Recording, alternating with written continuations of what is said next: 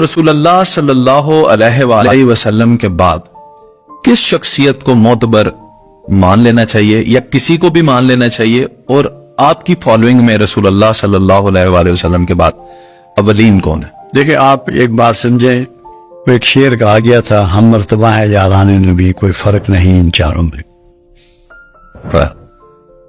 ایک تو ہم سے یہ سوال اللہ کے ہاں پوچھا نہیں جائے گا جی کہ کون ان میں بڑے مرتبت کا تھا۔ اللہ کے رسول نے سب کے لیے کچھ نہ کچھ کہا۔ ابو بکر کے لیے کہا کہ سب کے احسانات میں نے زندگی کی دنیا میں اتار دیے، ابو بکر کے احسانات میں نہیں اتار سکا۔ وہ مطلب ہے عمر کے لیے کہا یہ جس گلی سے گزر جائے شیطان اس سے بھاگ جاتا ہے، اور اگر میرے بات کو نبوت ہوتی تو عمر ہوتا۔ عثمان کے لیے کہا کہ اس سے بڑھ کر حیا کسی میں نہیں، اور یہ اسلام کو مضبوط کرنے والوں میں سب سے زیادہ ڈونیشن انہوں نے کیا۔ میری اگر جتنی بیٹیاں ہوتی میں باری باری اگر مر جاتی میں سب اسی کو دیتا۔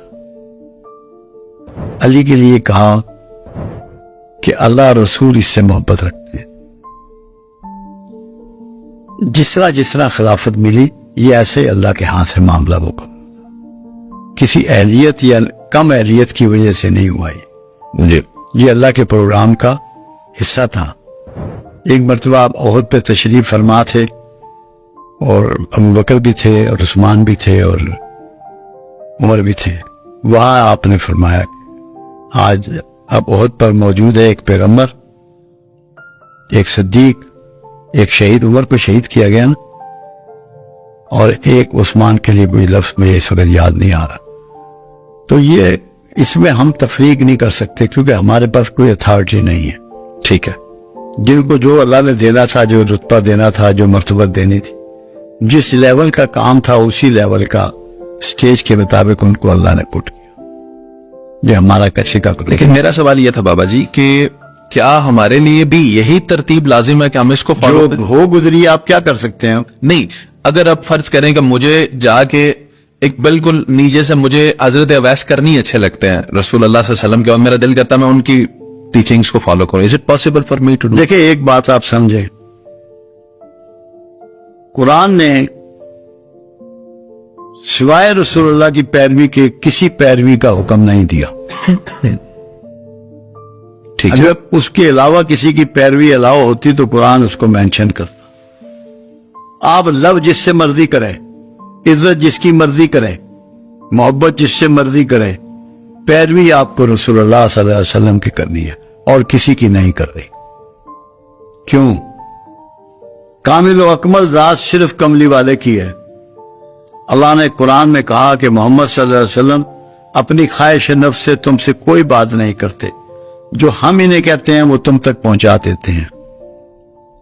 بالکل، اور جو رسول دے وہ لے لو، اور جس سے روکے اس سے رک جاؤ، اور اگر مجھ سے محبت رکھتے ہو تو میرے رسول کی پیروی کرو، میں تم سے محبت شروع کر دوں گا اور تمہارے گناہ بخش دوں گا۔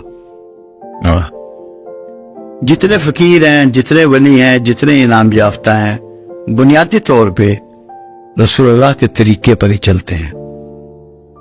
بعض اوقات جو ظاہرہ آپ کے معاملات تھے اس کو لوگ چھوڑتے بھی ہیں، اپنے کچھ نئے طریقے بنا لیتے ہیں۔ اگر آپ محفوظ رہنا چاہتے ہیں تو جاگنے سے لے کے سونے تک اور جینے سے لے کے مرنے تک رسول اللہ کو پیروی کریں۔ دیکھو، ایک دفعہ ایک صاحب تھے تو انہوں نے ایک ٹوپی پہنی ہوئی تھی بڑی عجیب سی، انہوں نے بتایا مجھے یہ کچھ بزرگوں کا فیشن ہے۔ میں نے کہا یار تو تمہیں رسول اللہ کا فیشن کا نہیں علم؟ آپ پگڑی کیسی باندھتے تھے ویسی باندھو نا، جس کا قرآن میں حکم ہے کہ پیروی سے مطلب ہے آپ کے ہر فعل کی نقل آپ نے کرنی ہے، آپ کے قدموں پہ آپ نے چلنا ہے۔ تو ہمارے لیے کیا رسول اللہ کی چیزیں اللہ نے پریزرو نہیں کر دی؟ ساری چیزیں محفوظ نہیں کر دی؟